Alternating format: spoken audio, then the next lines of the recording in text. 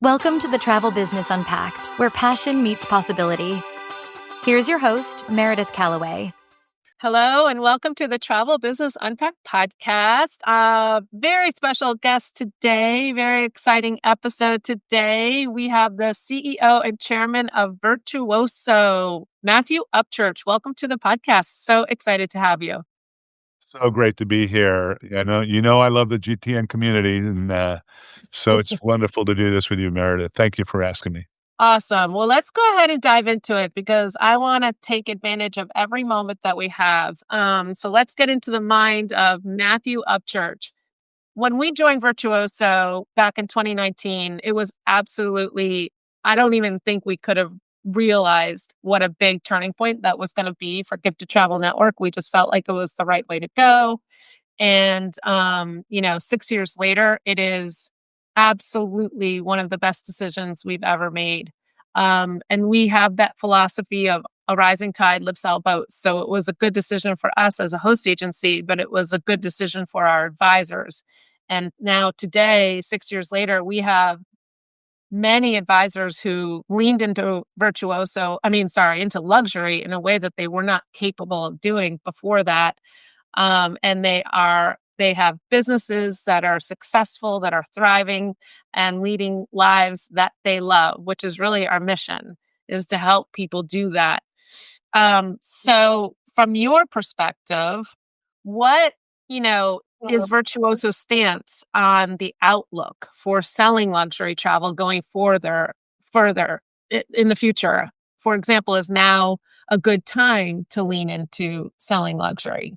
Well, first of all, thank you for that. And, it's been great. You guys are so dedicated to professional development and always upping your game. And, I want to commend you, you all as the leadership, but also all the advisors that leaned in. And part of this, part of the success in this, part of the success of selling luxury is just having that confidence and realizing that the difference between a transactional travel agent and a trusted travel advisor is that it's really about the holistic nature of the value you bring. And then also about having that confidence. I know for, many decades, next year I will have been doing this for 40 years. I was 24 years old when I started, and I met the original founding members of what is now Virtuoso. And I always want to stop there and just also say the gratitude that I have, because to be very frank with you, my father was a founding member of the United States Tour Operator Association. I did agency sales where I ran around the country and did, the road shows and all that stuff for our family tour operation company when I was 22 years old. If you would have told me at the end of that year that I was going to hang out with travel agents the rest of my life, you wouldn't have even seen my shadow. I would have run out the back of the door. And I don't mean to be cruel or disrespectful, but let's just say the profession isn't what it is today after the whole OTA revolution and everything else. So I left and I did software, and then I came back, and then we helped build our corporate travel business. But then I met the original founding members of Allied, and they were real advisors. They were real artisans and professionals, right? So I owe my life's work to having been blown away by a group of professionals that really took in the idea that, to be an advisor and a consultant, whatever, is about putting the client at the center and understanding what their needs are above and beyond everything else, right? And being good listeners, et cetera. And once you do that and realizing that, I've always said that if you're an advisor and you tell people you book travel, you've literally lost before you started, because there are literally dozens of new ways being invented of how to book travel every day. And so I think it's, how do you provide value before, during, and after the trip? So from that perspective, and we can go into that a little bit later, but to specifically answer your question, yes. I mean, I think that the only downside to luxury right now is that the word has become completely bastardized. We have one of our members who was the chairman of our member advisory board, global member advisory board. He calls it Luxjack, like in hijacking, like everything is luxury, right? Right. Everything is luxury. Yeah. Which, by the way, actually goes in your favor as a really good advisor, because whether it's lux jacking or whether it's AI or whether it's this, whatever. It's like nobody knows what the hell to believe anymore. Mm-hmm. And so the reality is that what luxury, I mean, I think a lot of what luxury is today, it's not just the price point. It's literally finding somebody in this world that will actually listen to what it is you value and deliver that for you, right? Yeah. And that doesn't always mean the most expensive. Yeah. I think that's another issue. Now, having said all that, the reason to lean into quote unquote luxury is to have that broader view. But here are 3 reasons why you want to lean into it. Never in the history of the planet have we ever had 6 generations of people all traveling at the same time. Wow. The Gen Alpha, which is the youngest, Mm-hmm. are either just born, but the oldest alpha is now 14 years old. And at 14, they start influencing their grandparents and their parents' travel sales. Then you have at the other end of the spectrum, you know, the baby boomers and so on.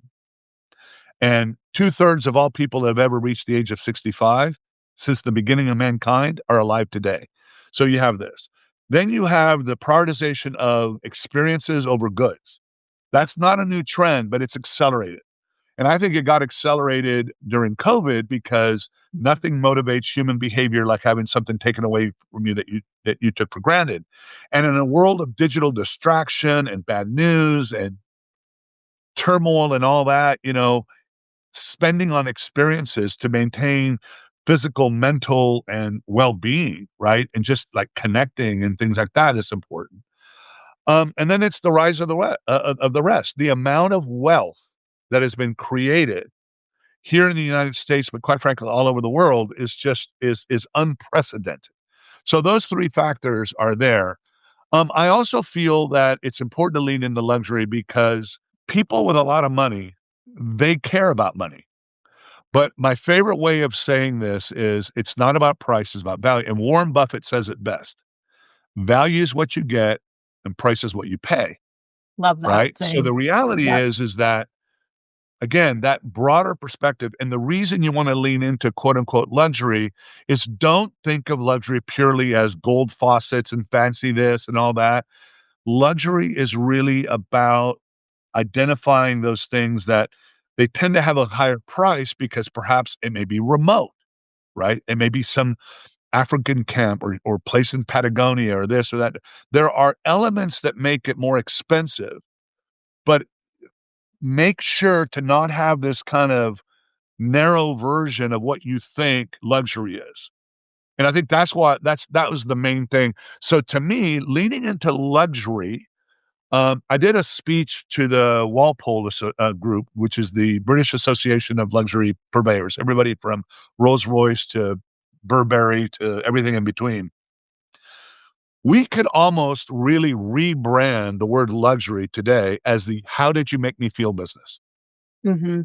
And in a world of tremendous, you know, in a world of commoditization pressures, right? Everybody, the world is literally set up faster, cheaper, better, faster, cheaper, better, faster, cheaper, better. That pressure is always there. It comes from finance, it comes from data, it comes from technology, it comes from everything.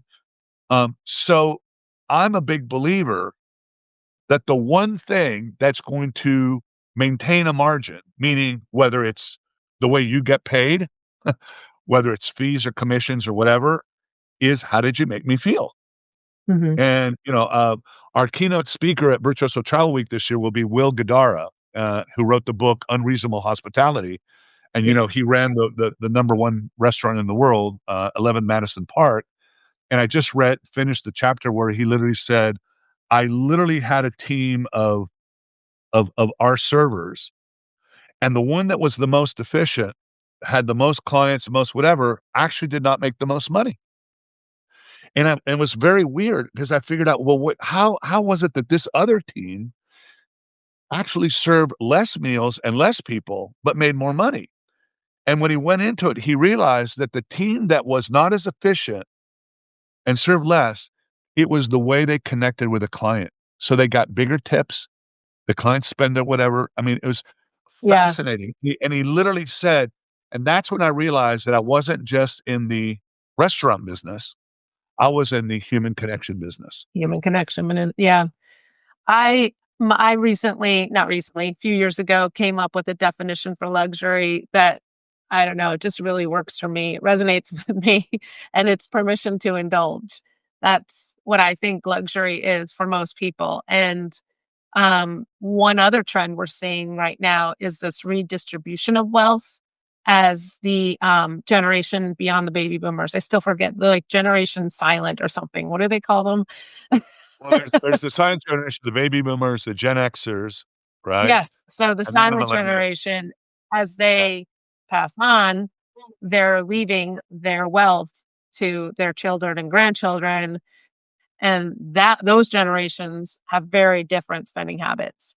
And I think that their version of permission to indulge is, as you already said, indulging on experiences much more than items, things, accumulating things.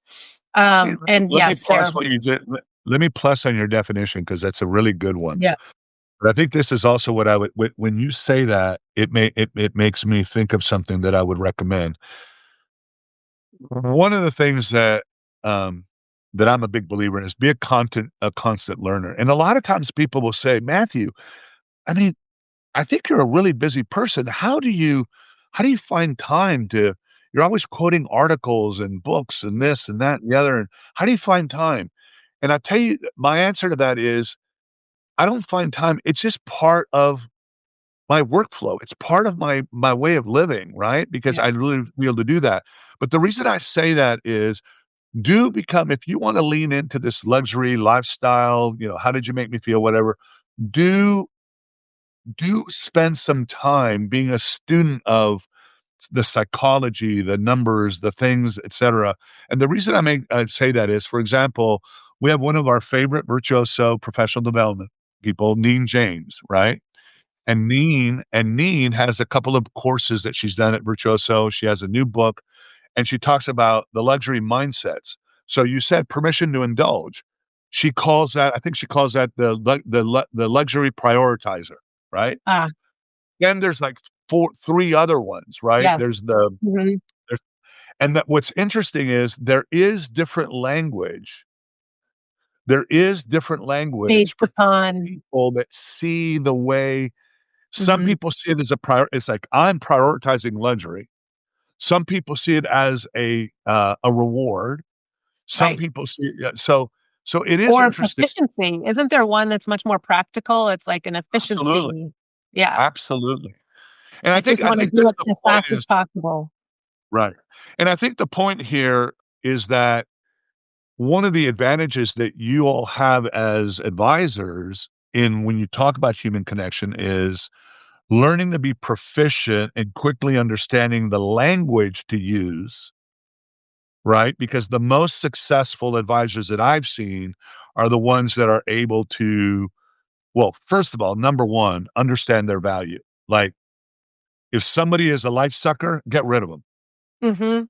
And in Yeah. fact, I'll share that. Like in the first 20 some odd years of my career, I kept trying to find out what the heck was the common denominator amongst the most successful advisors. And for the longest time, I couldn't find the common denominator.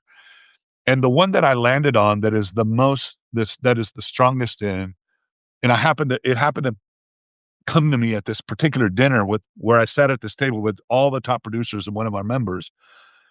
And it's this simple. The top producers, their clients were as afraid of the advisor firing them as the other way around. That was the one thing I finally figured out. Whether you'd been in the business for 5 years or 30 years, the people who were the best producers, their clients were as freaked out about getting fired by the advisors the other way around. I actually wrote a blog article years ago about how to be much more like, be a dictator with your clients instead of being a Absolutely. diplomat.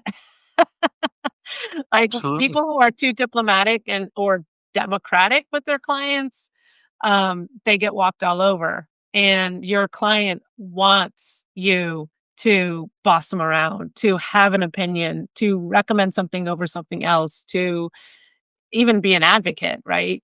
your client wants that, but I love that. And what I'd like to plus on that, I'm sorry, this is a term I love to use in Yeah, my company, which is plussing ideas, right? What I love to plus on that is, a lot of times we say, well, we only have limited time. Well, actually, we don't just have limited time. We are human beings. We're able to regenerate, but we also do have limited life energy. And mm, if you allow somebody to suck that life energy out of you, you don't have it for the clients that are treating you well, that value you. absolutely. You owe it to your really good clients to not let that life sucker, and by the way, one life sucker is another person's, turn me on, right? It Yep. has to do with style, it has to do with communication. We're people.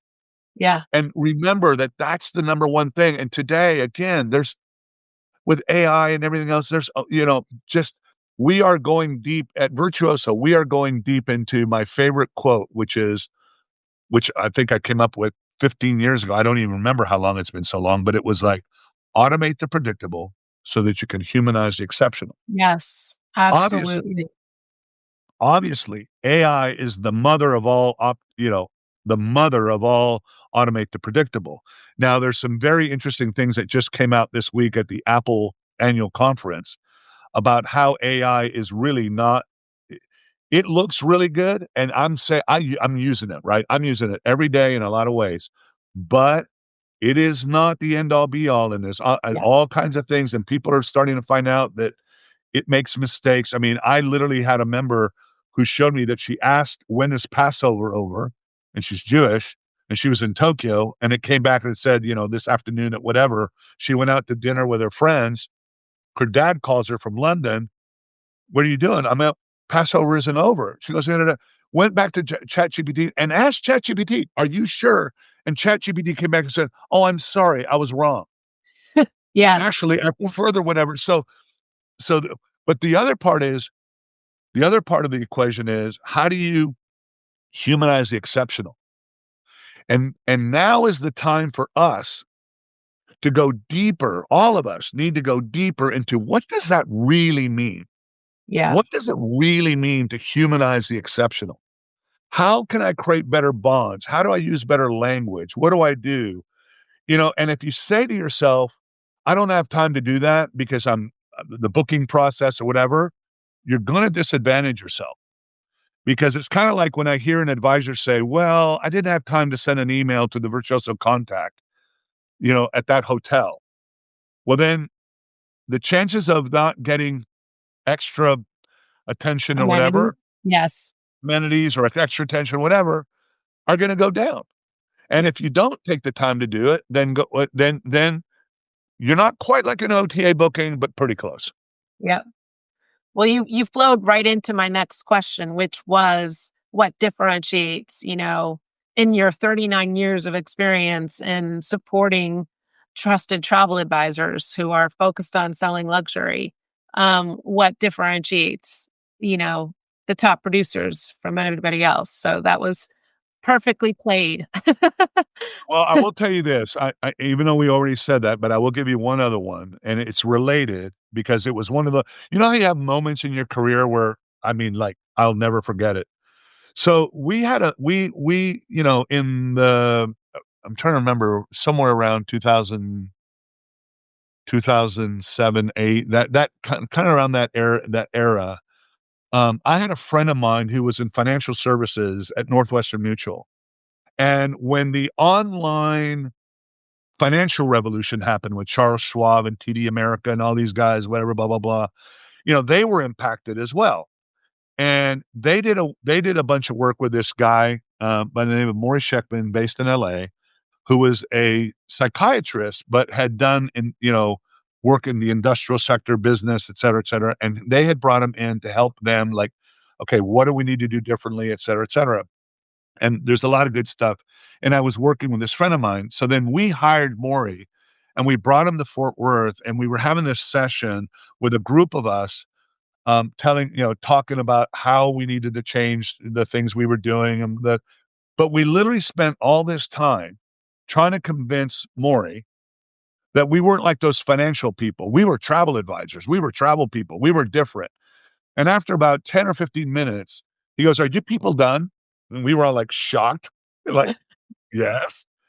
And he literally looks at us and goes, now Maury was at that time about 72 years old, a psychiatrist, probably seen everything in the world. He looks at us and looks around the table and goes, "You people have a really bad case of terminal uniqueness. You're not that unique. You're people. And I don't care what the hell you're selling. You're people selling things to people." And the thing that he said that I'll be very specific about, remember when I said how the common denominator amongst the best advisors was the client was as afraid of Yeah. being fired by the advisor? But here's what he said, and I'll never forget that. Our professions attract people that like to do things for people. Sometimes that wanting to do things for people can turn into people pleasing Yeah. and whatever. And I'll never forget what Maury said. He goes, you give me a group of 10 people, 10, whatever, financial advisors, travel advisors, whatever the heck they are. And I'll give you this basic statistic, 2 or 3 people that are still struggling to just do the job right. A good solid group in the middle, 5 or so that are good solid producers, but never seem to be able to break out of a trading range, right? They never seem able to get to that Yeah. next step. The top 2 or 3, is it skill set? No. Is it work habits? No. Is it whatever? And you know what he said it is? Fear of rejection. Yeah.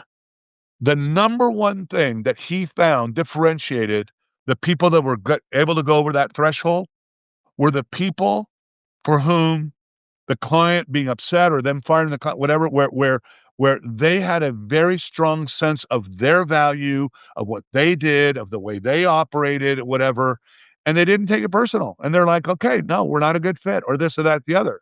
So, and by the way, I myself, I mean, I have a people pleaser streak in me that I have to watch out for all the time. Yeah.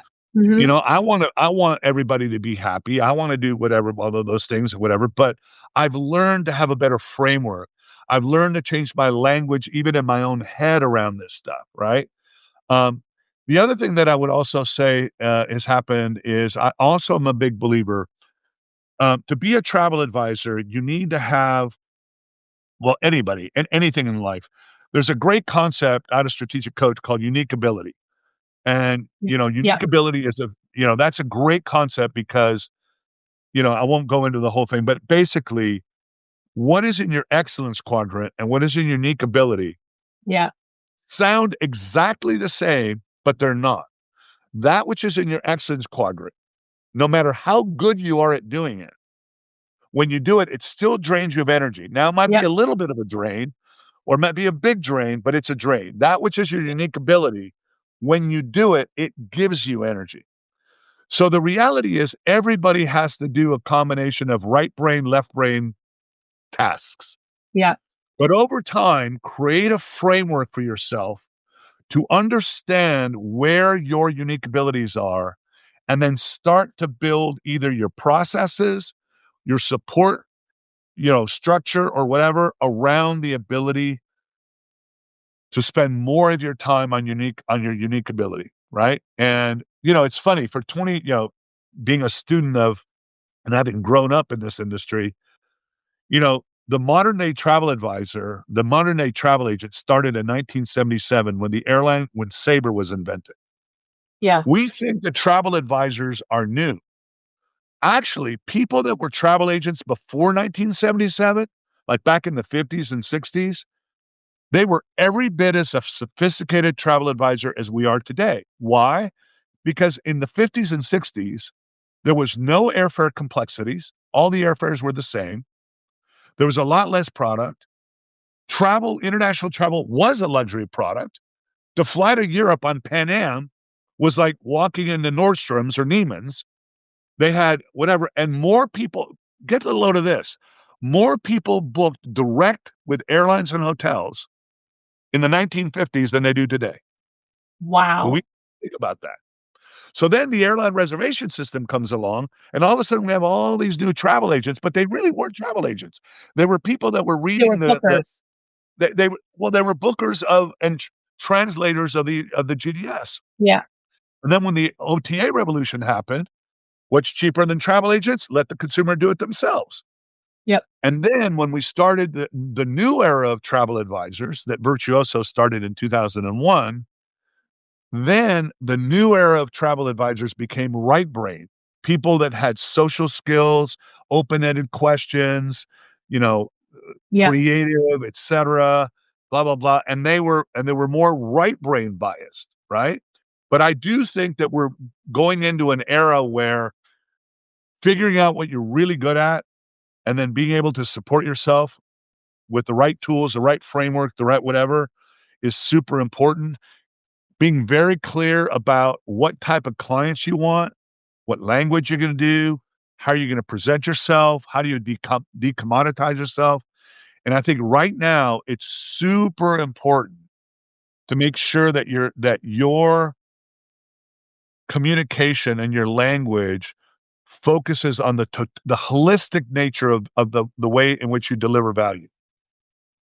I want to go off piste a little bit. Is that okay? I want to go back to. As long as I don't run into a tree.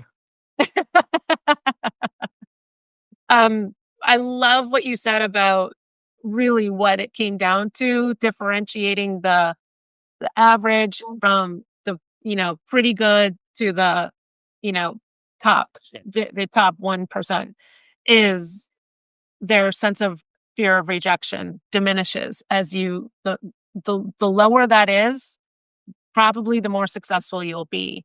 And because, I'm a mindset guru, like that's my jam. I could talk about mindset all day, every day for the rest of my life and be happy. I totally agree with that because earlier when you were talking about the number one behavior is that their clients were just as afraid of the advisor firing them than being fired by the client. The reason what gets in the way of people from having that confidence is a fear of rejection, or another way to say it is just scarcity, a scarcity mindset. So many people are afraid to fire clients because they think, well, I won't get another one if I fire this client. I already don't have enough clients. And so the scarcity mindset can really, really cloud things and get in the way of being successful. And I've been an entrepreneur now for 25 years. And one of the things that I've learned the most about entrepreneurship is that it is one heck of a personal boot camp journey. Oh, yeah. Because it's going to ask you to step outside your comfort zone so much more than when you're in the corporate world. When you're in your office or your cubicle, you don't get asked to step outside your comfort zone. You do, but not nearly as frequently as when you take the entrepreneurial journey. And so the entrepreneurial journey alone is going to give you opportunity to address the mindset weeds that you have. But selling luxury is the same, right? That makes people very, very uncomfortable for so many reasons. And most of it is just all rooted in the scarcity mindset, right, that most of us bring to the entrepreneurial journey with us. Not everybody does, but most of us Well, do. I'd like to address that. I like to then plus that because we're in violent agreement. Yeah.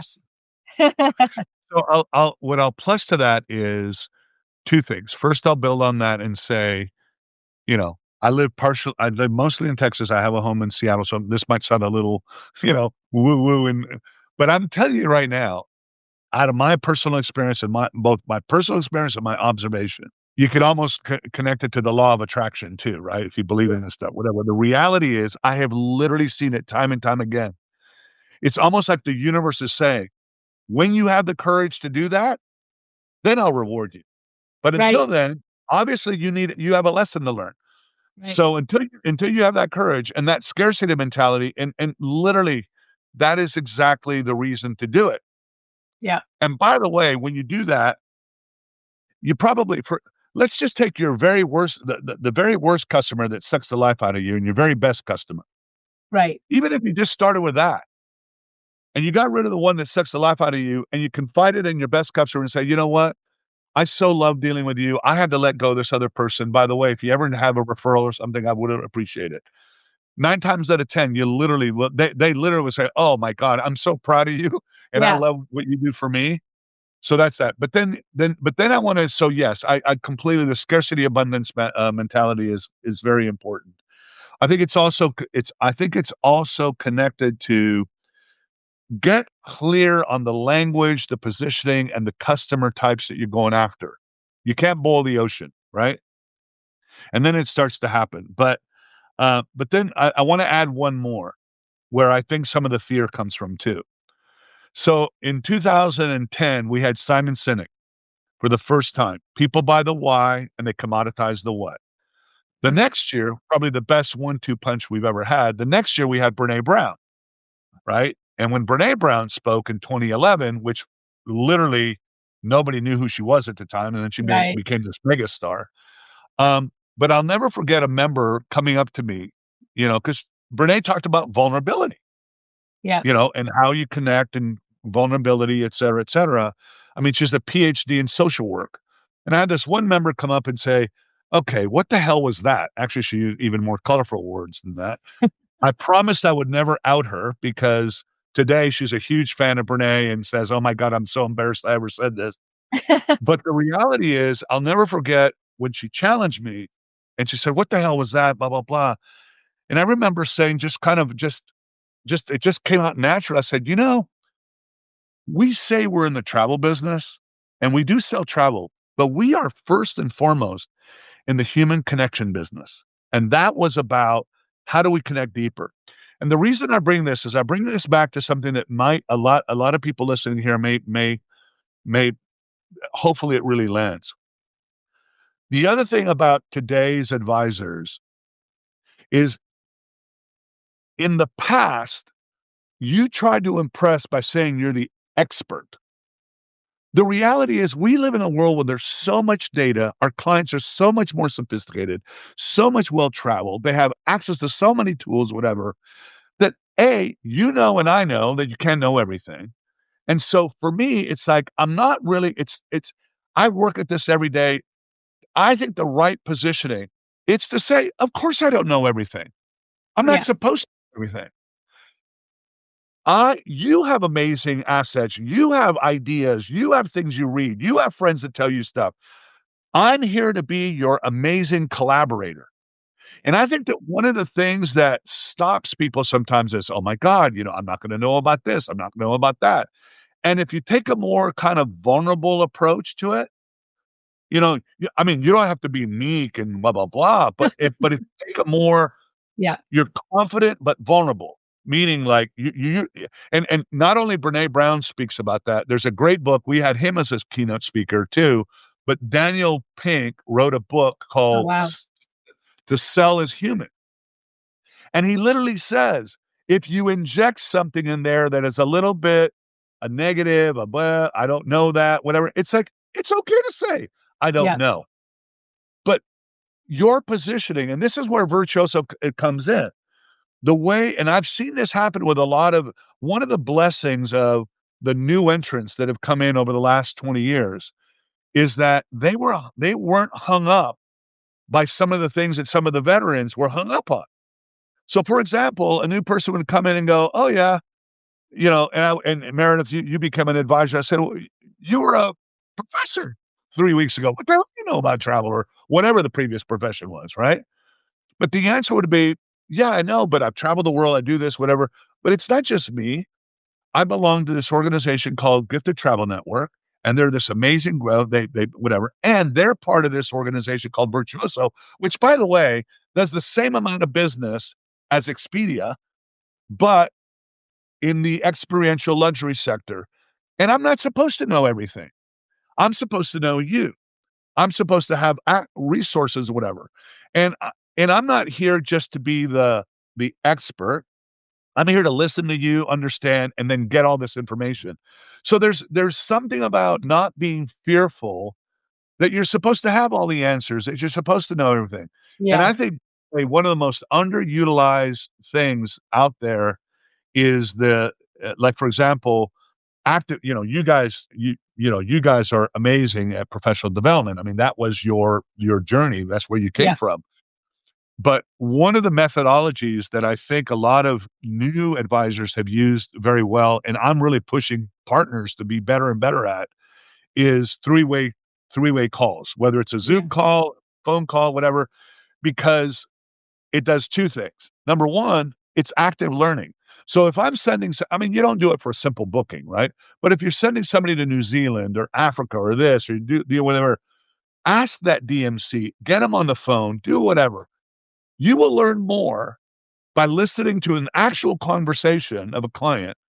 And by the way, we have the data. When you get the client on a three-way call, the close rate goes from like 30 or 40% to 80%. And Yeah. on average, the clients end up spending like 20% more. And you look like a hero. Oh my God, I didn't know that Meredith I didn't know you had somebody on the ground in Yep. Bhutan. I didn't know you had somebody on the ground in Istanbul, right? That's where you leverage your Virtuoso and Yes. GTN Yes. combination. Yes. Because you're flexing your connections, basically. You're saying, my job is to have the right connections. I Yeah. mean, my job is to understand you and know you Right. and listen. And I love the word collaborate. I'm your collaborator. But my job is to, connect you with the right people. And so at GTN, we're very proud of the community, the collaborative community So that we have cultivated, and it's strategic. It doesn't just happen spontaneously. It's very deliberate. And so, a brand new advisor who's in our travel MBA program, we encourage them to start selling right away so that they can start getting this experience. And it's almost like a safety net for them when, instead of being fearful of making a mistake, they can go to our community first with questions about something, our yeah, mentors, but also the partners that we have and through Virtuoso or through um other, our partner development platform.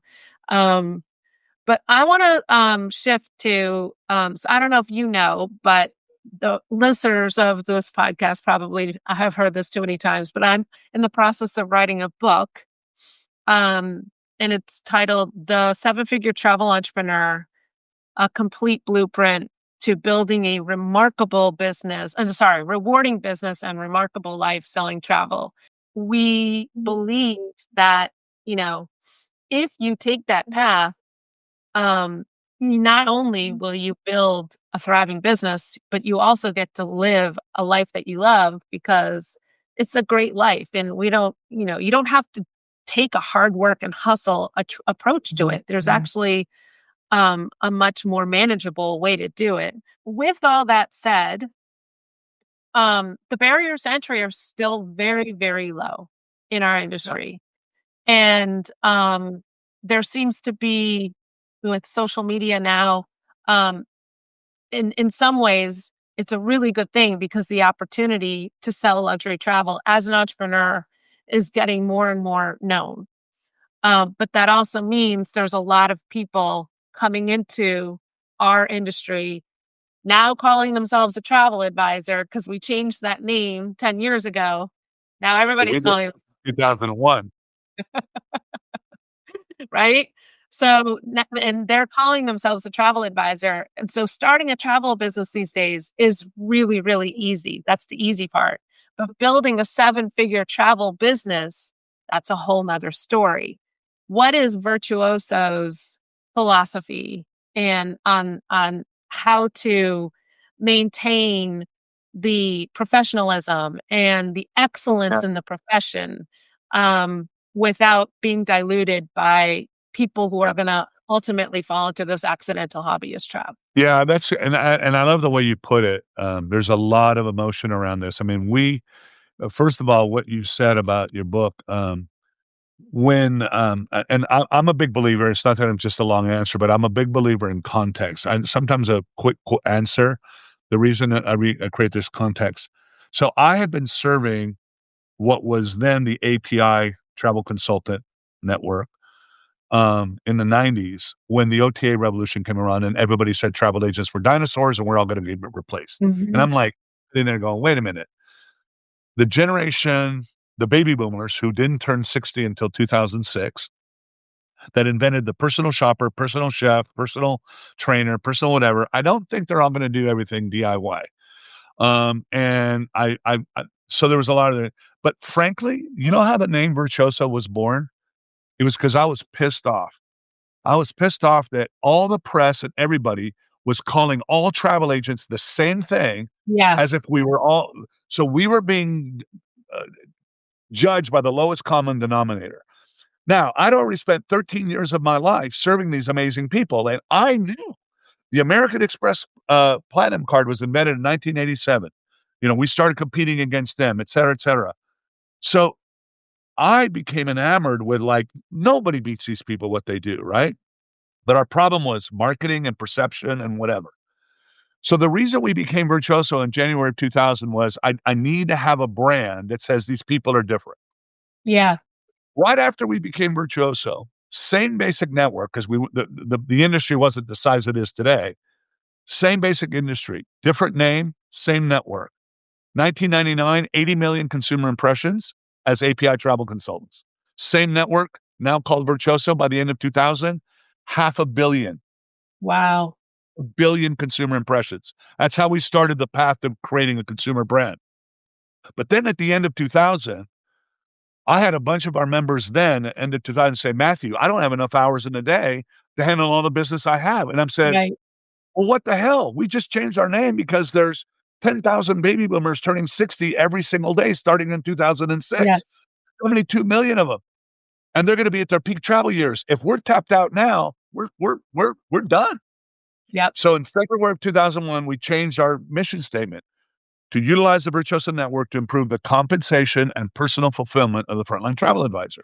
Now, the reason I say that is, to put it more in lighter terms, it's to basically say, if we don't turn this into a serious profession, not some sort of low-level clerical, paying job, if we don't turn this into a serious profession, then this luxury travel thing this profession is going to die. I am that is the most proud. If you'd have told me back then that in 2025, that our biggest problem was going to be that now everybody's becoming a travel advisor all over again, and now it's the hottest, fastest growing, whatever. Yep. It's an issue. Now, let me break this down into what am I thinking about it? Because there are models out there, most outside of Virtuoso, some inside of Virtuoso. I'm telling you exactly what I've said at all of our forums around the world. We as Virtuoso are having the conversations. Should every advisor at a Virtuoso agency be presented or be able to be Virtuoso? We have not answered that quite yet. We are redoing our membership contract. We have an average per minimum. The reason that gets difficult is because also it depends on where they are in their career. There's a Yes. difference between somebody doing 50 grand, having done it for 10 years, and somebody doing 50 grand at the end of a year and a half. Yes. So what is the reasonable ramp up time? And then, by the way, because I love my elders and I'm loyal and I care and whatever, I've been joking lately that travel agents, great travel advisors, ones that have been very successful, don't ever retire. They Yeah. just start getting rid of their next worst customer. And they might literally end up being 100 years old and have 3 customers left, but they love the business so much, that's how they deal with it. I mean, I interviewed Ruth Rittmeister in Hawaii a year Yeah. ago, a week before she turned 100. And she told me, "Oh, you ought to meet my young assistant," who was 65, by the way. Uh, but Ruth's still selling travel and still has Yeah. clients. So the Yeah. first thing I want to say is that I've really thought a lot about this. Those models that are happening, I want you to think of it this way first. It's actually quite remarkable where most of those bookings are going when they go to the quote unquote, people want to call them the hobbyists or the one-off or the this or the that, whatever. Those bookings are mostly coming from OTAs. Mhm. Because what I figured out is some of these business models are basically basically an OTA with an emotional interface called a human being. Yeah. Now, if I'm your I'm throw out some of if I'm your hairdresser, needless to say, I don't need one, but if I'm your hairdresser, oh, even the hairdressers in it. But think about it this way. If I'm going to give my booking to booking.com or Expedia, whatever, I don't care. If my hairdresser says, "Hey, I now have a way of you booking travel and blah, blah, blah, and you get this and you get that, and I'm here, whatever," why would I give my booking to my hairdresser? Because it makes me feel good. When I give it to Right. booking.com, it's a faceless corporation. And Yeah. as long as the process, the booking was honored, I got everything I said, whatever. And I want to remind people, and I think this is the problem with the word advisor. Customer satisfaction isn't about what you delivered. It's about what you delivered versus what you promised. So if you're early in this career and you basically tell people, "Hey, I can book your hotels." And you're not telling them that I can do your FIT, I can send you on an expedition, I know everything there is to know about Antarctica.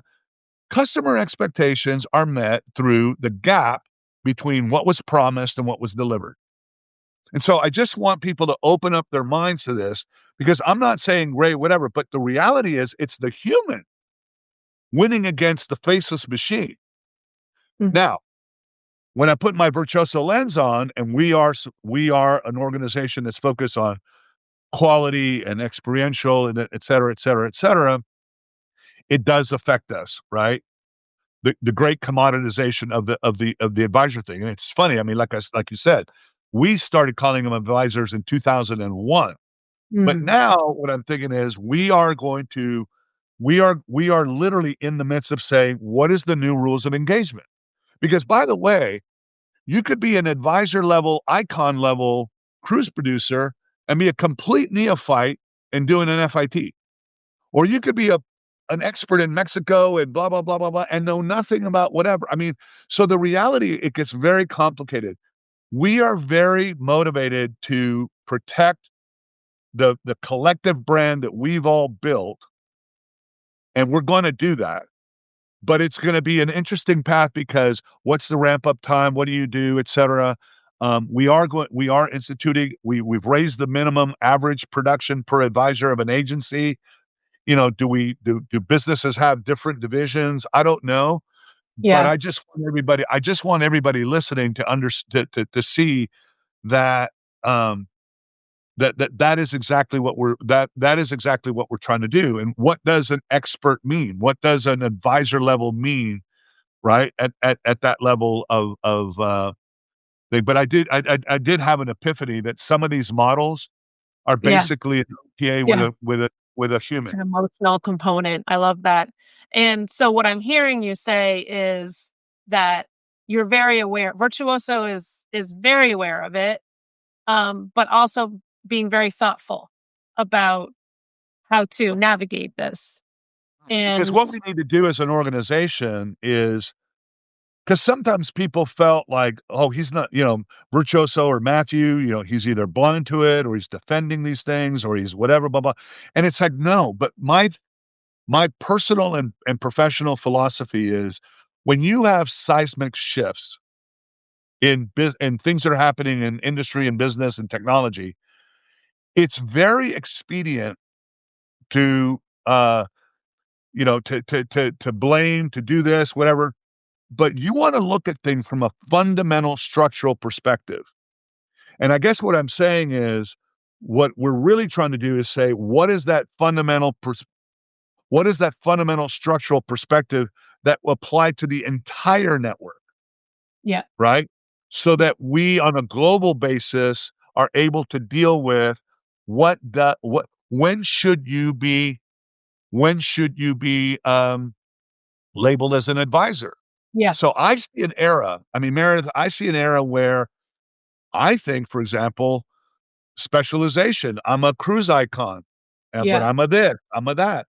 And by the way, one other thing I want to give language to, because in the UK, for example, the biggest competitor to Virtuoso Advisors in the UK is not DIY.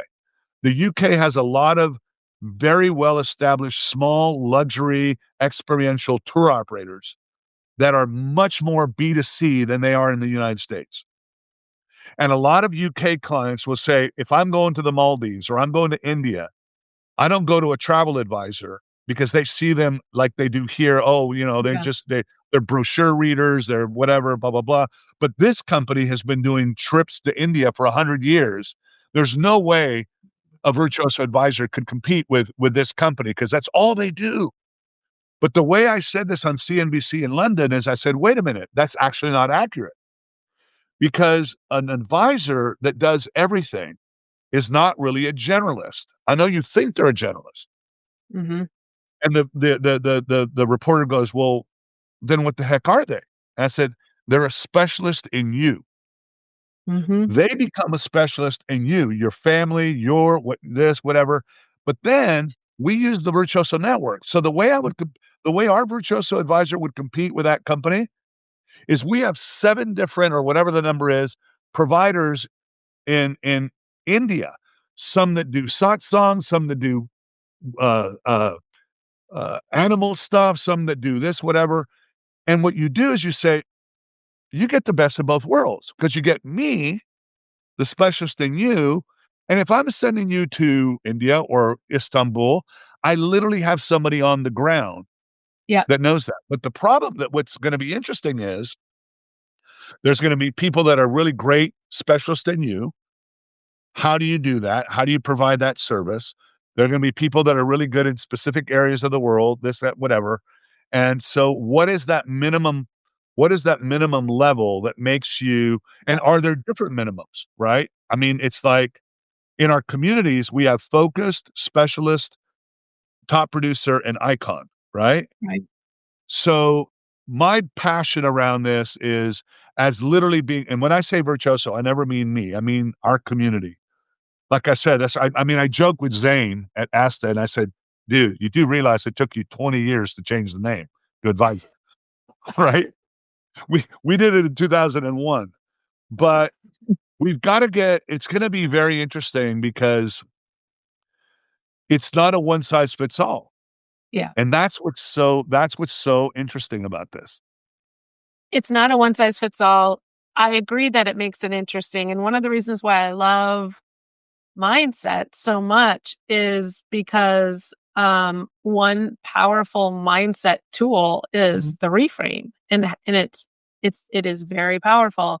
And so my take on it is I think it's awesome because especially with where I sit, I'm on the membership development side at Gifted Travel Network, where all we do, our unique selling proposition is professional development.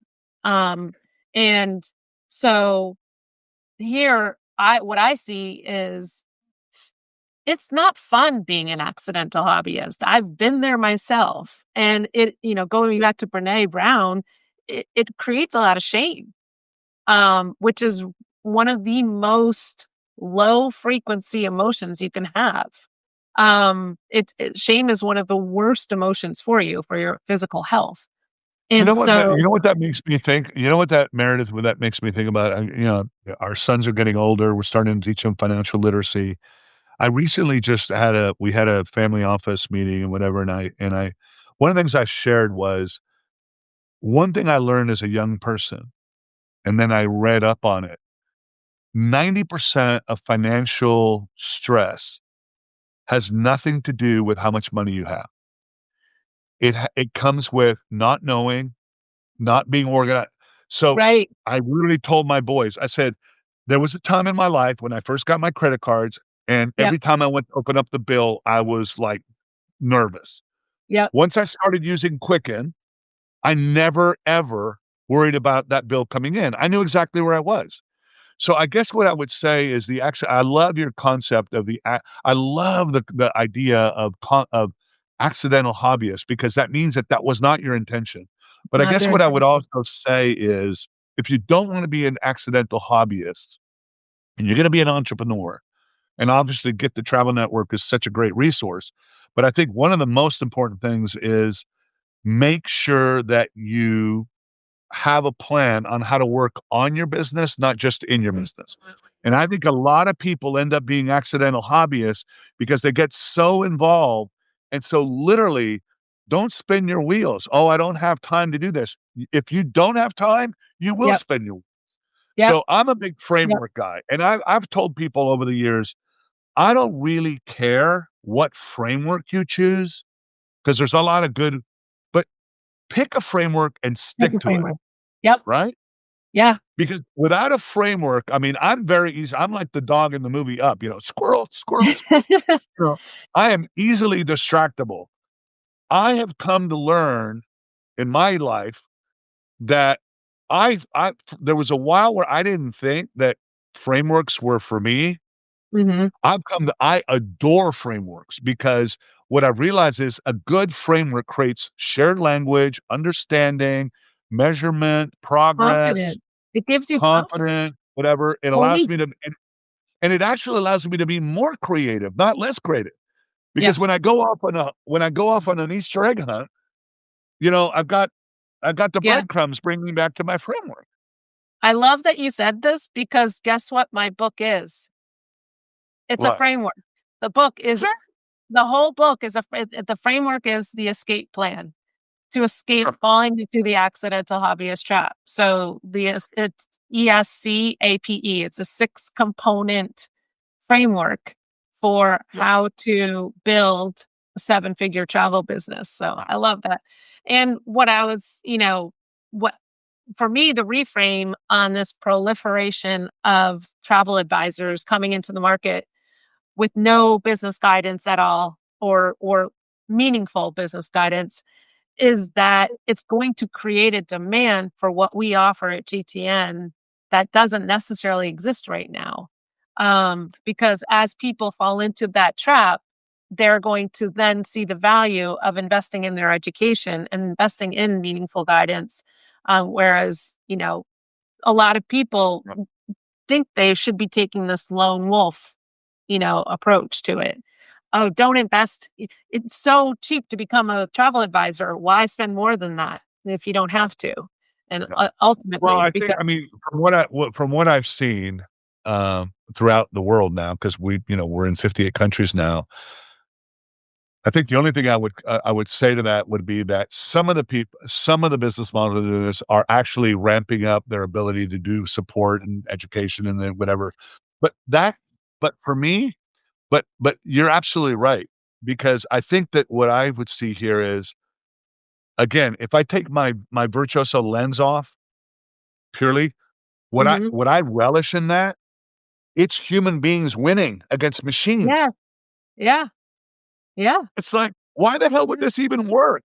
I mean, if you go back to the pundits of the early 2000s and late 90s, this would have been the last story they would ever printed. Oh, the entire world is going to go automated. They're all going to go online. Everybody's going to be connected 24/7, no matter how remote they are through Starlink, and they're going to go back to people. Right. Exactly. Exactly. Um, so we are at the top of the hour and didn't get to nearly as many questions as I wanted to get to. But I want to end with something that I end most of my episodes with a question. And I didn't feed this to you, so this will be a little of a spontaneous question for you. Um, and that is we I think we can agree we work in the best industry in the world. And it affords many of us to live these amazing lives that we love. Um, can you share one of your favorite pinch me, oh my gosh, I can't believe I get to do this for a living moments in your very, very long career at Virtuoso? Gosh, I just did an article on we just did a thing for Virtuoso the magazine about trips of a lifetime. It was so hard because it's like whatever. How do I You know, pick? I tell you what I'll do. I'll answer that question with the first thing that popped in my mind. I had an incredible moment. So 2018, I think it was, we did a family trip in New Zealand where we went from the Bay of Islands in the north all the way to the south, and it was almost 2.5 weeks. And it was just one of those, one of the most incredible trips of my life, right? My birthday was there. We went to a place called Minaret Station where it's only like 5 chalets and it's all by helicopter. We landed on an outcropping of rocks in the ocean. The general manager got in a wetsuit, went in, dove, got crayfish. We would call them lobsters. They call them crayfish. Then we land on the beach and we go do this. Then we land in the rainforest and he cooks up the lobster. Then we Oh land my on the gosh. glacier. We throw snowballs at each other. It was the most incredible thing. But that whole trip was just magical. But the one moment, the way I'll ask, I will actually answer that question by telling you one of my favorite stories of our youngest son. So in the Bay of Islands, it was one of those, the Bay of Islands with those beautiful, rocks and whatever. And we had one of those just picture perfect days on a catamaran. And we did all this. We'd eaten there. And then at the end, the sun is setting. I'd gone to the back of the catamaran. I was sitting, my feet were in the water. And I was kind of just having a contemplative moment. And my son Benji, who I think was maybe 9 or something, I'm looking away like this, and all of a sudden I feel a little arm. "Oh, hi, Benji." And my little 9-year-old son looks at me with the most sincere eyes and goes, "Hey, Dad, I think your hard work's paying off."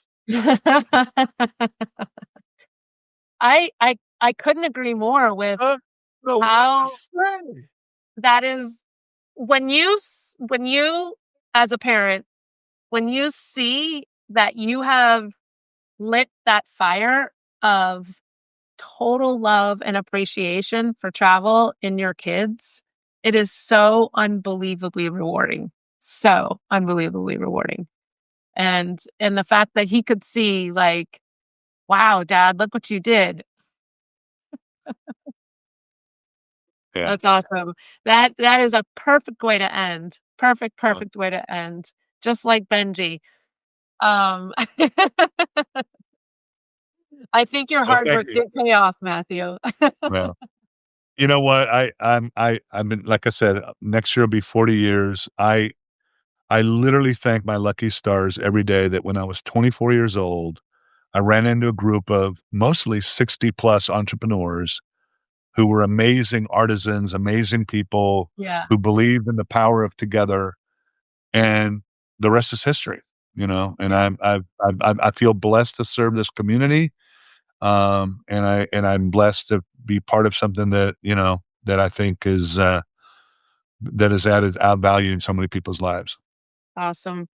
Well, thank you so much for your time. Thank you for all of the stories and the wisdom. Um, Thank you. I know that there's quite a few people you've inspired in this episode, so thank you. Appreciate the opportunity. Thanks for listening to the Travel Business Unpacked podcast, where we dive deep into the exciting world of travel entrepreneurship. If you're looking for more, we have some great resources for both aspiring travel entrepreneurs and existing travel advisors. Aspiring travel entrepreneurs, if you're thinking about turning your love for travel into a profitable business and enviable life, take our Travel Entrepreneurial Suitability Score quiz. It's fun and insightful. Just go to travelmba.giftedtravelnetwork.com. Find out if you're ready to professionalize your passion for travel. Current travel advisors. If you've been selling travel but haven't been able to grow your sales beyond $200,000 in a 12-month window of time, our quiz can help there too. Again, you can find that at travelmba.giftedtravelnetwork.com. Advisors looking for a change. If you're seeking an elevated hosting experience for the luxury travel advisor, check us out at giftedtravelnetwork.com. We'd love to chat with you. And with that, we wrap up today's journey. We hope we inspired you today, or at a minimum, put a smile on your face.